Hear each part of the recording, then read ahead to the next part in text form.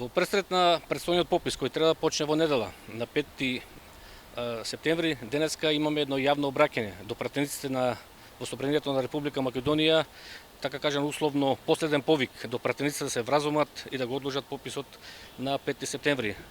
Нашето обраќање денеска ќе биде во форма на јавно обраќање до сите пратеници во Собранието на Република Македонија. Почитувани пратеници во Собранието на Република Македонија, Националниот блок Не отварам врата ви се обраќа во името на поголем дел од македонскиот народ и државјаните на Република Македонија кои се против нелегален, нелегитимен, фалсификуван и живото загрозувачки попис. Уште еднаш денеска ви уверуваме дека сме одлучни во својата активна и одговорна улога и досегашните наши активности, вклучувајќи го и нашиот успех за едно одложување на пописот, изградивме јасен став спрема пописот од кој нема отстапување. Нема отстапување од заложбата за реален и вистински, а не лажен и фалсификаторски попис кој лажно ќе го проброи населението во Република Македонија. Пратеници, бараме од вас веднаш да го одложите пописот, земајќи предвид дека само вие ја имате законската можност за одложување на пописот. Сегашниот закон за попис не е усогласен со пописните стандарди на Евростат и документите на Обединетите нации од оваа област.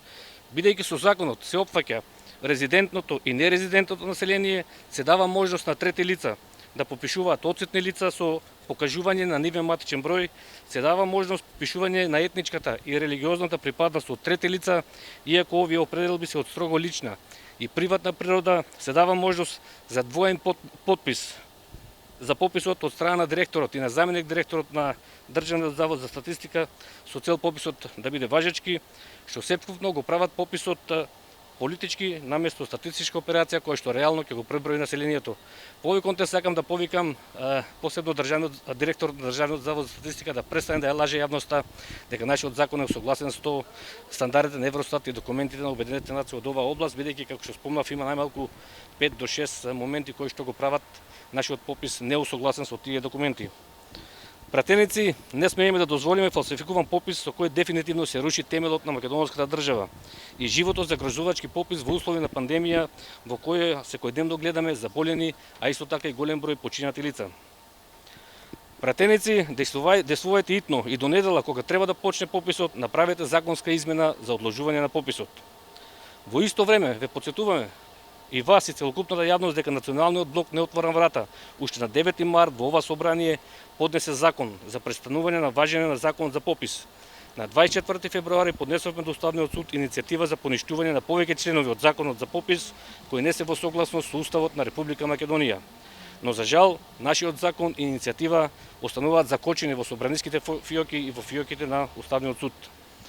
Доколку не се прифати нашето барање за одложување на пописот, ќе повикаме на неизлегување, граѓаните да не отвараат врата и на тој начин ќе го направиме пописот неуспешен со мал процент на попишување за да ја покажеме на власта дека не признаваме нелегален, нелегитимен, фалсификуван и живото загрозувачки попис, со кој што дефинитивно, како што спомнав, треба да се сруши темелот на македонската држава.